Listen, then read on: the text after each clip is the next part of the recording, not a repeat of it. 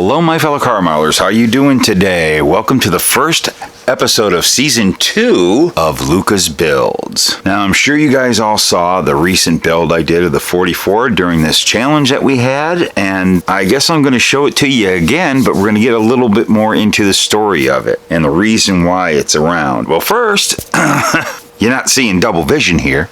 The whole purpose of my model, and I said this in the past videos, was I wanted to build a model that I really enjoyed and still had, that I built back in my early days in the mid 80s, and if I fell in love with the kit. And so it would show kind of my building style or abilities early on in the early days and how I build today. I don't know if these are great representations of that, but one of these is the kit I just finished, and the one is a kit that I built in either very late 84 or early 85. It was my fourth model car. I can remember I went and got a new job. Couldn't tell you what that job is. That was 468,000 jobs ago.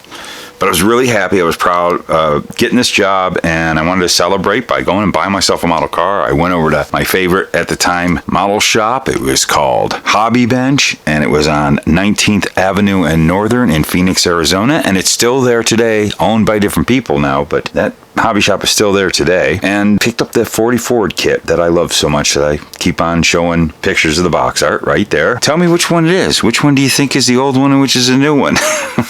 All right, well, I'll tell you right here. We've got the one built in 85 and the one built, well, finished up last night here in 2022. And let's take a look at both these models. We're going to go ahead and take a look at the original first, and I'll tell you the whole story I've kind of made up about this car and why we have a second one. Now, I'm not going to cover the other one, and I'll get to the reason why on that. There actually is a second one that's in between the two. I'll show it to you right here. But I decided to not have it in this video. Maybe some other time I'll bring it up. I did have it in other videos in the past and talked about it. But there's something about that car that where the new car that I built over here, I stayed more true to the original build than I did with that one. And it had to do with how the blue looks on that one. It's very dark. It's a different paint. What made this car special was the fact that I used what was my favorite paint at the time. And this was my fourth model. So all four of the models I had built, aside from this, is the most I veered away from body color, was painting this black. They were all this blue, which was out of the spray can, Testers Sapphire Blue. I just love that blue so much. And I just never found a blue that looks like that blue. When I built this back in the day, I didn't really know much about cars or even about 40 Fords. So I really based this off of the kit box art. There was that picture on the side of the blue car with the black fenders. And when I originally did it, I've actually gone through some changes of wheels. I first used the Keystone wheels and the widest tires that were in the kit.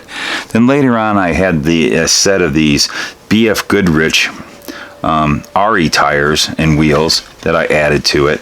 You can see it's just gloss black underneath and nothing really done. That was on the chrome tree, was the lowered suspension, and not really much done. Didn't know about sanding off injector pin marks and even parting lines. Look at that horrible parting line. I thought if I painted it enough that would vanish because, you know, it wasn't on the box art. I didn't realize you had to sand. I don't know why. But over the years, I changed a couple things. You can see old wax in the grill there. I've even tried waxing this, cleaning it. When I first built it, all this was hand painted with chrome. You could still see the messiness, but later on I put bare metal foil on there.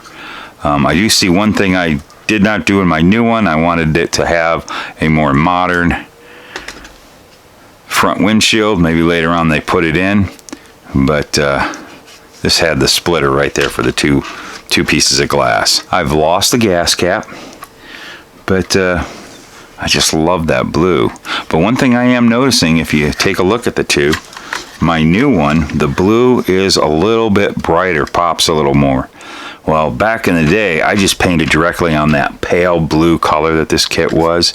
And this, I based it in silver first. I just wanted it to come alive. We'll come back to that model a little later. But again, when I built this model, I can't really tell if you can tell. I think the dashboard was blue. On the new one, I painted it black. But I did do the gray interior. It's very hard to get light in there for you to see. And you can see way back in there. Can you see that? You see that, let's flip it around here. Maybe you get a better look. I put that, and I also from the kit on the chrome tree. Let's get some light in there. Boy, oh boy, we can't get any light in there. Way back in there, you see the steering column mounted tack. I ended up not wanting to put that in my new build. Got the gray interior just like the new one. But the dashboard is blue, but you can see that shifter knob that has the die in it, which I just thought was cool because I could see that in a picture from the box art. So I wanted that on there. I really liked the car that was on the box art, so I put that in. Now, power plant wise, when I was building this, and I'm thinking this is a hot rod, and I'm doing whatever the instructions, which are really cool. It was fun looking at these instructions. Yes, I actually did look at them a little bit. But they had a whole story in here about, the history of the 40 Ford. And I remember reading all this stuff. And it talks about, this was how, one would, back in the day, and then probably in the 60s, would hot rod one of these because they were a cheap car to get. They were only, 20, 30 years old. And, one thing that they did was they take out that anemic flathead Ford, and you see I don't have the hinges I couldn't get the hinges to work, so I nubbed them off. Was the Buick nailhead. But the thing that it said on the instructions was that this was an Oldsmobile engine. Well, I was driving an Oldsmobile at the time. My very first car was a 1969 Cutlass S convertible with a Rocket 350, and I was an Oldsmobile guy, and I thought, I'm going to put the Oldsmobile engine in because, the box art card had it that way, and I just thought, it's an Oldsmobile engine. Later to find out that it's actually a Buick nailhead. This is all plastic. I didn't even paint the engine block because on the box art, they left it the color. It looked like it was the color of the plastic. And just pretty basic, just threw everything together. I painted the blue here and blue there. I just thought, just to liven it up under the hood. Not knowing much about cars, this is a Magneto, and this was my first try at doing some super detailing. You see these wires? You know what those are. Even the glue's coming off. Thread. Got some yellow thread. And I just stuck it here and stuck it on the spark plug that sticks out of the nail head, which is a cool thing how the spark plugs are molded onto the nail heads. You're watching the Luka Cee channel on YouTube. I went to the hobby shop one day and there was a case that had customer builds in it. And in that case, someone had built the monogram 1966 Malibu flip nose, and they had thread doing all the wiring, and even the headlights were wired, but he did it all with thread. And I thought, hey, that's something really cool. I'd never seen that before because, I was new in the hobby and didn't know there was really a lot of other people doing it and didn't know there was aftermarket companies. So I used thread. This is the only model I think I ever used thread. I don't think I had other ones, but that ages that one. Pretty much just out of the box. I didn't know a lot about 40 Fords. I didn't know a lot about model building. I didn't know a lot about much anything, but I pretty much just copied that model that was on the side of the box art. Now at the time, this paint turned out pretty decent, especially the black. Because Tester's black though, always would come out really nice. So it was really shiny. This thing is so dulled out. And I've tried dusting it and cleaning it, and all that dust, it looks like it's dusty, but that's just like old dust embedded into the paint. So, oh, look at that. I gotta put these on the new one. I gotta make them look like they're peeling off though. I built this in the 80s, but what I was building was basically a 60s hot rod. So my story of the cars and where it progressed to this one is this car was hot rodded probably in the 60s, maybe got a fresh new paint job in the 80s, and the old man that owned it, who was a kid in the 60s, hot rodding it out and put that Buick nailhead in under that hood and did the drop axle because Yeah, this thing just has a really nice stance. Again, this is probably like the second or third set of tires I've put on this model. But those are the original wheels I had on it, but then I added those later on. I don't know why. It looks kind of dumb having two different types of wheels on there. And I really don't like Keystones. That's why I didn't put them on the new one. But back to the story is, you know, you had this cool hot rod. And being that I built this in 1984, 85, I want to say, hey, you know, that's when the paint job was put on. So let's mark the paint job as mid-80s paint job done in lacquers, or, you know, whatever. Maybe Emeron or something, which was a real popular paint. Centauri or Emeron DuPont paints were really popular in the mid-80s. I actually went to go work at a body shop and started learning about auto painting back in not too long after I built this model. That is the first incarnation of this. Second one, I didn't really want to cover it in this whole story because now it doesn't look right. It doesn't fit in because it's aged, but it's also wrong color. It's a very dark blue. We're going to put this over on off to the side here, and we're going to bring the one that we showed you in that new latest video. This is from the build of all my buddies and I did.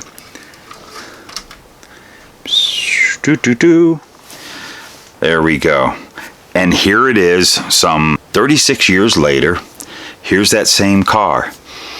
The original owner, let's say the grandkid has it now, and he is lovingly kept it the way Grandpa did it the last time it was fixed up and painted, and not frame off restored, but just done up, was in 1985. The grandson, you know, it was before he was born. He's got this cool 40 Ford, and, you know, Granddad and Dad loved it. It's going to stay in the family. They're not going to paint it. It's just a special car. And they take it on rod runs, and this thing gets rolled down the highway, and everybody just enjoys it. Now, keeping up with, I wanted to build it basically in a way, being that old car over here, being this old car right there,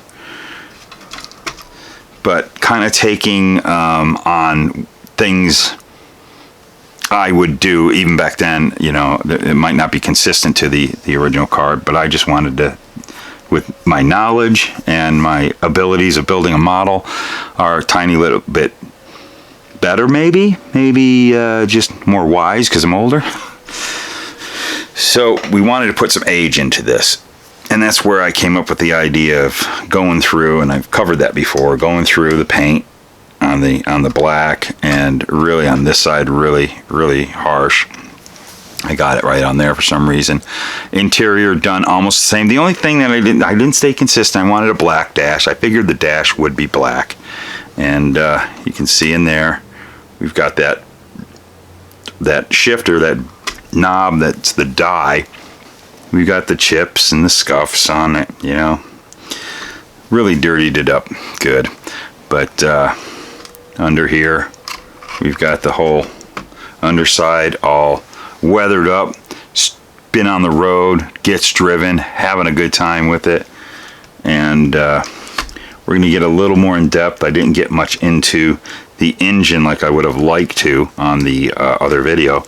Okay, so this time I decided to paint the block the proper color that a Buick Nailhead would be.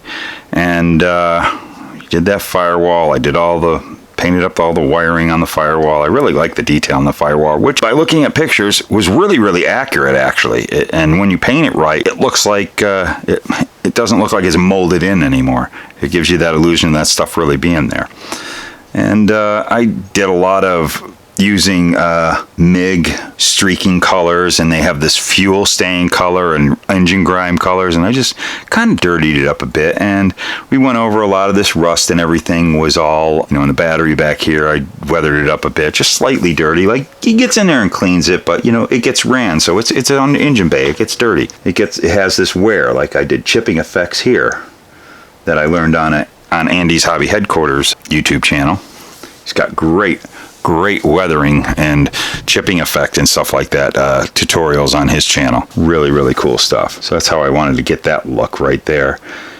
And I did a lot of it down here at and along the car and everything. But I wanted to go ahead and use pretty much everything's out of the box. It's all is kit stuff. The carburetors, I just painted them with some different metallizers to give them that tone, and then kind of washed them with grime and MIG fuel stain. And then the wiring, if you can see real close, you can see the spark plugs in there.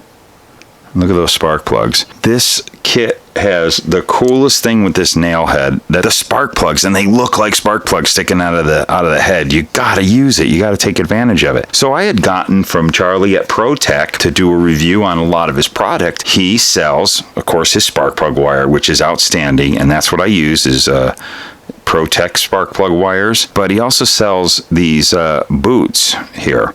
And the boot material that he sells, there's 8 in a pack, and I cut them in half, so I have 8 spark plugs, and then I have 8 on the, if you can see back there, I also put boots on the distributor, which I actually found in a parts box, a distributor. I didn't use that magneto that comes in the kit. These are great, and I kind of spread them out on the sharp tip of my tweezers and got them opened up and fit right over the spark plug. You know, a little bit of glue, and then I put the spark plug wire in the boot. Now, one thing is he gives you so much boots. I would have actually now that I wasted all of them on this one engine, there's probably enough to do 2 engines where you could probably cut them into 4s instead of halves. You can see they're just monstrous on here. I could have really shortened them up, and it actually gave me a little bit of problem over here trying to get it to fit. I had to bend this up to get it to fit with the battery being in there. But I can't say enough about ProTech detail supplies. That's all ProTech. Even this yellow wire, it's kind of hanging there. I haven't put the Excel Super Coil on there yet. There's still a couple things. This thing isn't going to run yet, so they got some work to do. It's just sitting in the garage right now, so it's missing some parts. It doesn't have a positive cable. Got to get over to Pep Boys. When your car needs parts or service, drop into Pep Boys. Pick up some parts. We can get this thing running. It doesn't even have a license plate yet. We need to get a new license plate. So we're going to be doing that stuff here soon. So yes, it's a done model as far as I'm concerned. Just needs some attention to get back on the road, and we can take it to the cruise site next weekend. That can't be your car. It must be your mama's car. That's what we did. So it was really, I had a lot of fun with this. This kit is a ball to build. This was a fun little adventure with my pals. And real quick, let's get a good look at that stance. Love it. It's just sitting right. Love the stance. A little bit low in the front with that dropped axle. And I gotta say, I really dig it. So there we go. There it is, the twins. I had such a ball with this project. I just can't say how much fun I had. And I'm ready to get going on some more models, bring them to you guys. I hope you enjoyed this. It's neat to make little stories up when we build our models and have a whole little thing about them. And this is just kind of a cool thing. This model right here is so dear to my heart. I'm so glad over the 36 years it's survived. It's a little rough, but it's still pretty neat to look at, you know. I look at that, and I look at that kit box art, and it just gives me good feelings. It takes me back to, you know, when I was young and getting into this hobby and just enjoying cars. And back then, I even was thinking it'd be cool to get a 40 Ford. Maybe I can buy one. It was expensive even back in the 80s, but it's still obtainable back in those days, you know. Now, geez, you can't even buy an 80s car. They're getting ridiculous price. That's why we build these models, because we can't own these things. We can't build these things in real life. So we get the visual impact of seeing a 40 Ford in our hand, building it the way we would want it to be. And I tell you what, if I won obscene amounts of money before all the people came to sue me and take everything, I would go buy myself a 40 Ford Coupe, and I'd have it painted just like that. And I'd have them spectral analyze this friggin' paint so we wouldn't have to use testers on the real car. I would so paint a 40 Ford just like that. That is my idea of the perfect 40 Ford. I never thought of that. That is it. This always has been the perfect 40 Ford for this guy right here. I want to thank you all for watching. I hope you enjoyed this. Hope you enjoyed my ramblings and my stories. It gives you an idea of kind of enhancing your model building. Sometimes you throw a little story into it. It gives you inspiration in our art. As we always say here, go out there, get a kit, build a model car. Why? Because they're fun. Here is the producers.